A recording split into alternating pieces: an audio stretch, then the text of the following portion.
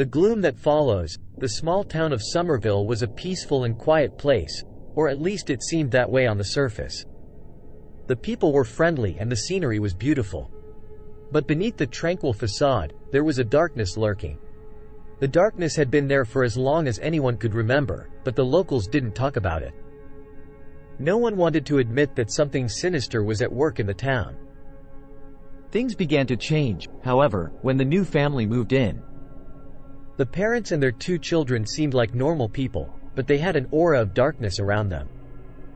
Everyone in town noticed it, but no one could explain why.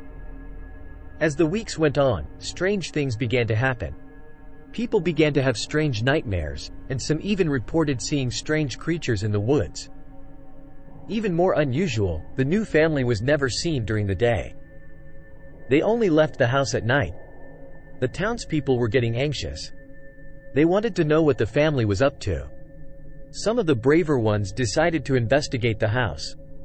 But when they got to the door, they were met with a strange force that seemed to be blocking the way. The fear in the town reached its peak when the family's children started to disappear. No one knew what was happening, but they all felt the same thing, a deep, looming dread. Finally, one of the townspeople mustered up the courage to confront the family. He knocked on the door and was met with a woman who seemed to be the mother.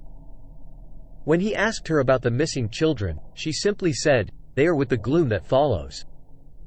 The man was confused and terrified. He asked the woman to explain, but she just waved her hand and said, "You'll understand soon enough." The man ran back to the town and told everyone what the woman had said. Everyone was scared, but they still needed answers. The next day, the townspeople decided to march up to the house and confront the family. When they arrived, they were met with an even stranger sight. The house was surrounded by an ethereal, glowing force.